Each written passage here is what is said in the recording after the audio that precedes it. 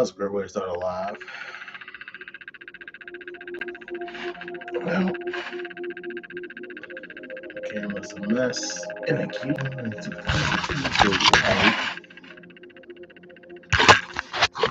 I want to keep doing that. But I'm gonna figure this out. Yep. Yep. I don't know why I'm doing that. What if I swing this?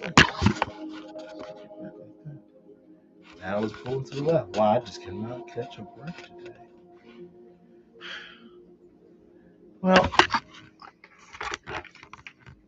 never mind. Let's try it like that and see what happens.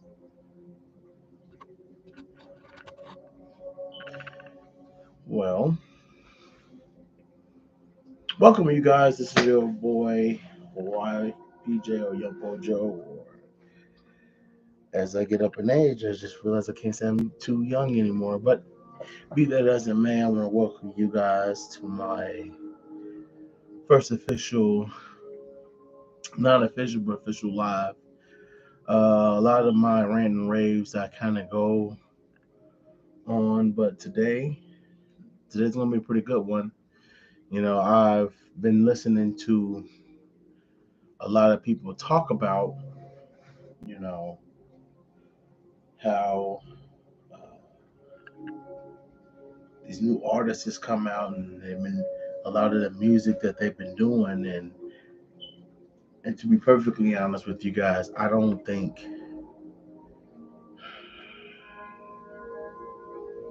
I should actually have better content better than this. But to be honest with you, a lot of these new artists that come out, they're not. I'm not saying that they're bad, but they're not as good as they used to be. Like we could start off by saying, well, Luther, for an example, Luther he'd come out and he'd sing his heart out, and like he'll start out, he'll sing about meeting someone and being in love and actually getting her, and how a house is in a home. And then now you got all these artists now, they just go straight to the launch. They just talk about the booties and they body other body anatomical body parts. And to be perfectly honest, that's not where it's at. And we're teaching the next generation that that's not where we want to be. Like we worry about the war. We worried about other people in other countries, and then some of us get upset that we're funding. How do you say? We're funding other countries, and I'm not gonna lie to you. I'm one of those few people who get upset that we are funding other countries because we know that in America, we need the help. But the reality of it is, like, even if we did have the help, even if they gave us the money, even if they did, we do better for us. Like, will we like take advantage of it? Like, we'll just say the people from Mexico or in China or in other countries where they don't have all the perks and bells and whistles that we have. Like, they might have a Amazon, but the Amazon might not do home deliveries. Other countries, they actually go to the grocery store every day for every meal. We don't go to the grocery store like that. We go to the grocery store probably once, maybe twice a month, maybe three times. We don't go as often because they go every day, not almost every day. They go every day, and because they go every day, you know, they don't want the food. They want the food to be fresh. And our part of our problem is we got so used to that customer. Imagine you not being able to go to the grocery store. No, not imagine. Imagine if you had to go to the grocery store every day instead of once or twice a week. Or for those who do go every day, no, I applaud you, but most of us don't got it like that, especially not in America, unless you don't manage your money correctly, which then that opens up another door and another topic, because I can promise you, I can tell you how to manage your money. I can tell you how to get from point A to point B, and I can tell you all the gurus, how they tell you how to get rich fast is honestly what they're telling you is part of the truth. It is the truth, but it's not really the full truth, if that makes any sense.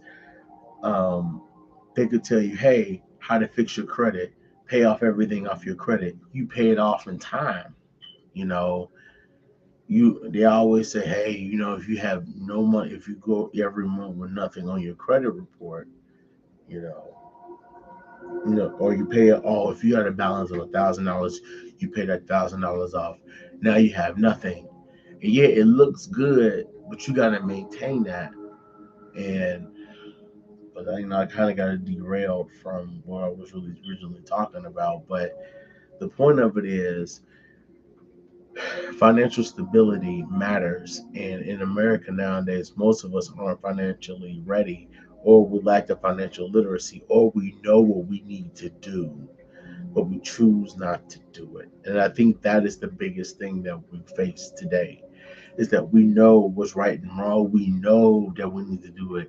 But I'm gonna tell you like how me and my dad talked about the math ain't mathing. Like I go to work for 12 hours a day. I make hypothetically $20 to $25 an hour, and I work 12 hours, and then I wind up getting, if I get all my money, it's $250. Like you gotta imagine in your mind that you worked 12 hours and you only got paid $250.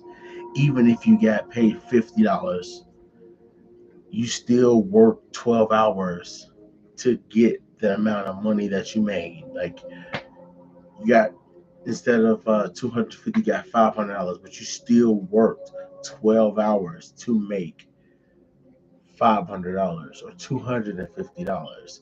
Now, if you was making $100 an hour, again, that's actually better because you worked 12 hours. For every hour that you worked, that you got $1,200. But a lot of companies, they're not gonna give an average American person $100 an hour. Heck, they barely want to give us 20. And then they want to raise, prices and food and gas, and want to raise all these costs of living, and then they expect, and then when you go try to get an apartment or a house, you got to have 30% down, or first they want you to have first, last, and your current rent. Even if your credit score good, 9 times out of 10 they still want a nice hefty deposit, or they still say, oh, it's a $99 deposit. Like, I'm sorry, if my rent is $1,200, or if I'm paying 2 grand, or if I qualify for $2,500, but you want me to come up with $7,500 to put down for just to rent the property.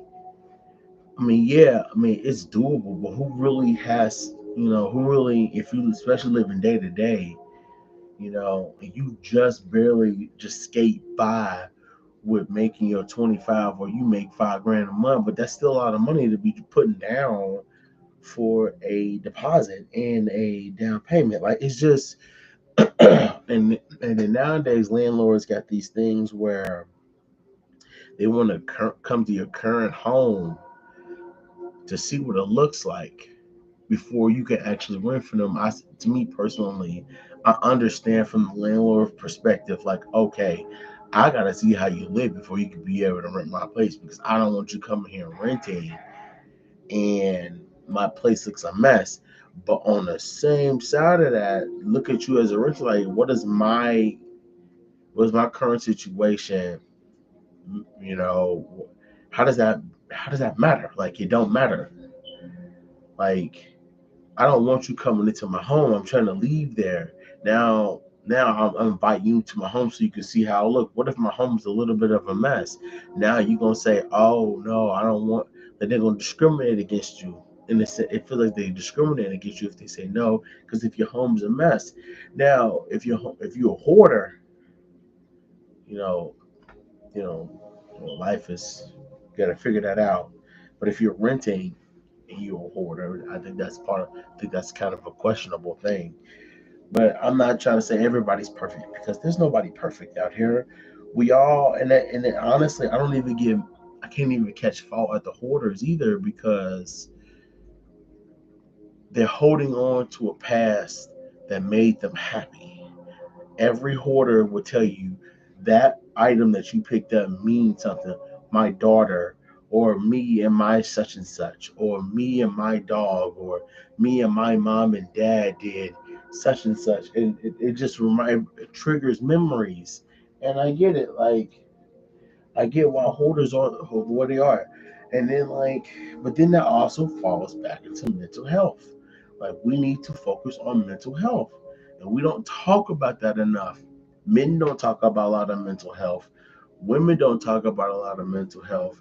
And then, the new generation, they don't understand. Like you do gotta, I wouldn't say the new generation. I think it's a combination of both new and old. Like, we both got to understand that mental health is real. Like, it's really real. If you haven't figured it out yet, it is real. And how do you combat mental health? Like, I can tell you a lot of times through my life that I hit my lowest point of my depression where, you know, I just didn't want to do anything anymore. I couldn't imagine, I can remember me me running because I always say I got to keep moving forward. I got to keep moving no matter what. If I stop, I know it's going to be the end. I got to keep moving. I got to keep moving. And then I get to that point where I kept moving, and it was a white room. And as I'm running, as I'm walking or running or jogging, however you want, I think I was jogging because I wasn't really sprinting, but I wasn't walking. So I guess I was jogging. As I was jogging, I remember there was a nice picket, it's not picket fence, but it was a nice bench. And there was a guy sitting on the bench, and he was like, you've been running for an awful long time. Like, you want to stop and rest for a moment. I was like, no, no, no. I got to keep moving forward. Now, need I mind you, I didn't realize who this figure was at the time. As he was like, no, just stop, sit down, look at the scenery, and then that white room turned into this beautiful park with the beautiful lush flowers and trees, and everything was perfect. And I finally sat down. He said, well, hate to break it to you, but welcome to depression. I'm like, what are you even talking about? I couldn't get up, couldn't stay focused. I was comfortable being where I was, trapped in the situation that I was in, not believing there was a hope on the other side. And I knew mental health was real, but with everything that I was going through at the time, you know, I didn't think, and I think I was in my early 20s, early to mid 20s, I would say. I knew at that point that mental health was real, and I needed to break out of that. But I always made excuses, like, for me to battle my inner demons. I just made excuses because I didn't want to deal with it. Couldn't find, and then I just had to come to the realization that I just need to face my fears. I need to face what's going on. So I did. Once I faced my fears and faced what the problem was, then I understood that things will get better. And then it's one of those slow moments where it comes with time management, and then now you managing your time better. Now you starting to feel a little better. Now you managing your money, and now you managing your money a lot better. And I'm like, oh, okay. So now I can afford to go do A, B, and C, and it doesn't break the bank. Oh, now I'm catching up on bills. I'm not completely broke. I have to work a lot more hours, but I'm not completely broke, and I can pay these bills faster. Okay. As time went on, I was able. I went from walking. I said within a 2.5, maybe 3 months. I say 2.5. In a 2.5 month time, I wound up getting out of my depression. I wound up getting caught up on a lot of my bills, and I was able to, went from walking to getting a car, and then I started. driving back and forth to work. And my life, excuse me, my life gradually just got better. Things got better, and most of our mental health issues stems from finance. Some, not all, but most stem from financial insecurity. Some is trauma. Now, trauma could go variety and range. Trauma is wide and very range. Like you can go from trauma from back when you was a baby or a child, or all the way into your teenage years, into your adult years. You could have been fine until something happened to you. And I tell everybody a lot of times that trauma dictates a lot of what's going on in your life. You know, trauma do will do that. You can take a wealthy child and a poor child, and you have them both experience the same trauma. Their life will not be the same anymore. Like the wealthy child might actually be worse than the poor child. And then the poor child might overcome that trauma and might make a decent life for themselves. But because their parents, their parents have money or whatever, he's not, all the way out. But it varies. Trauma varies, and then they open up all. It's just a lot. But everything stems back to mental health. I don't care what nobody has to say about it because I know it is to be true. Mental health is the biggest known disease out there. Mental health controls your weight. You see these people that's 600 pounds, 300 pounds, 1,000 pounds, and you think it's a mental health thing. Something happened, like something traumatized them to where they felt powerless, so they had to eat. I gained a lot of my weight because I felt powerless and I felt like I couldn't control anything but what I ate. Now, either you got severe people who are extremely skinny. Again, they chose the opposite route. I chose to eat more. They chose to eat less. You know, it just happens that way. That's why I say mental health is real, and the government don't want to help with mental health, and that's it's something that we need to work on as a community and as a whole. We have too many gun violences and drug related incidents where you know you got children taking pow pows to school and doing that. Now, don't get me wrong. I know a lot of us as younger probably thought to do that, but we never would actually go about doing it because we know that we're not going to see these people in the future. But now, because they've been doing it, now these younger kids feel like they had no choice but to do it, or they felt like they wasn't being heard and nobody was listening to them. They asked for help. Sometimes they couldn't get help from home, or they asked the teachers and nobody could help, and then they took it upon themselves. Now, do I agree with them doing that? Heavens no. I don't agree with them taking it in their hands and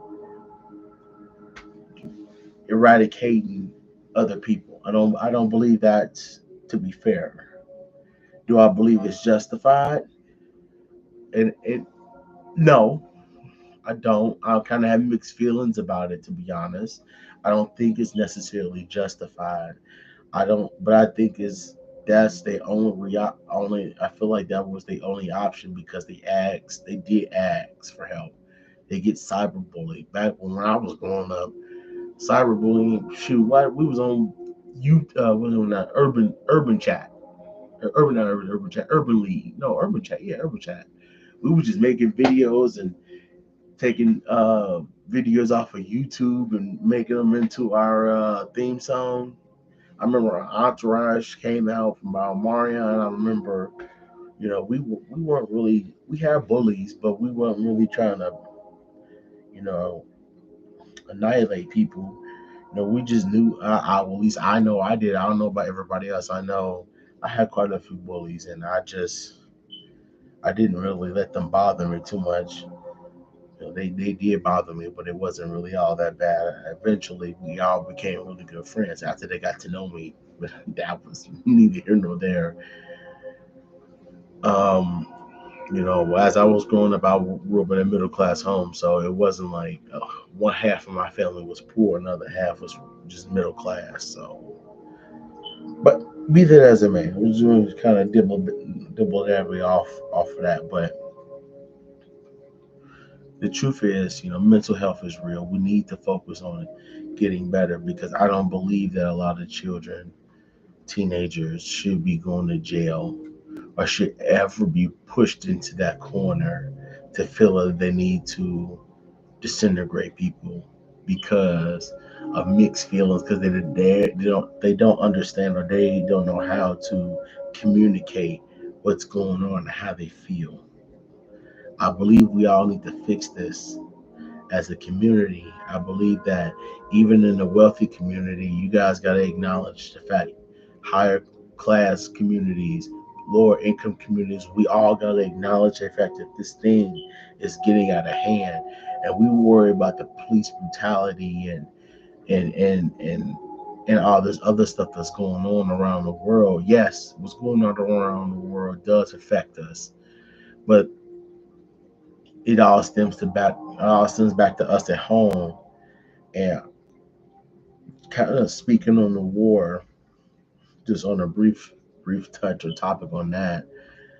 Honestly, I don't think it's right that we're going to other countries, or the other I don't think it's right that you're disintegrating uh, innocent people, innocent hardworking people. They're just getting up, going to school, going home, and they have nothing to do with the war, but you're targeting the innocent to prove a point. I never understood war. Yeah, I guess you can say that the people will retaliate. Those people, if you don't let them, if you let them live, they may retaliate against you. Or some of them just won't. They don't care. Like, and they mind like, oh, I'm just going home. I'm going to go home, go to work. I'm going to get up, go to work, take kids to school, or if I don't have any kids, go see my girlfriend, Netflix and chill, Hulu and chill. We're going to see a movie, go out to drink, and the war does have nothing to do with me because I don't. The war has nothing to do with me, and I get it, and I feel like a lot of those people who had who lost their lives, I think that's how they felt. Like I had nothing to do with it. I'm just trying to leave or live my life, and that's why I really, really, really frown upon war. I really do, because innocent people, innocent lives are being taken, all because of a disagreement of power. And I understand we got to have the power struggle, but the taking of innocent lives is unforgivable. It's unrespectable. It is, and I don't like it. I don't like it at all. I think we need to do better as a nation, as a country, as we need to do better as a planet. Because right now, they can't. We got plenty of space that we can all occupy land. We got the technology to be greater than what we are, both in all countries. There should be no empty belly. There should be no empty pockets. We all should be able to live comfortably and live a humane lifestyle. You know, we don't. We all stuck on that power struggle of big pharma this and this person did that and this violence here and this violence there and this and that. No, man, we need to get past that. We need to be better. We all need to be better. We all need to be greater than where we are. Like, that's just what it is. Like, because if we don't show that we're greater, we don't show that we're better, we're just gonna keep the cycle continues. I know there's always somebody gonna be want to be a leader. Somebody wants to be in control, and I get it. And that's throughout many generations. There's always gonna be that. But as far as fighting each other over a senseless war or senseless battle, I don't think we need to be continuing that chain of the chain of destruction. I think we all need to be better. We all need mental health. You know, we all need freedom. We all truly, truly need freedom. We all are great, no matter what religion you stand upon, no matter what you believe and your disbeliefs are. We all are great. We all are fantastic individuals who been blessed to be on this earth to do amazing things. We could, we all could have been colonized the moon by now, and the moon could be a secondary trip that we all can easily take. We all can easily afford. We could have colonized Mars and Jupiter and all the other planets by now. Just summer homes we go to, and we're supposed to be a lot further along than where we are. And I feel like as a country, we all need to be better. But that's my little rant today. It's not that long, about 20 some minutes or so. But I want to thank you guys for watching me kind of spill my thoughts, and hopefully tomorrow I can have some more for you. I can kind of talk about some new and up to date topics. You guys have a fantastic day, and see you soon.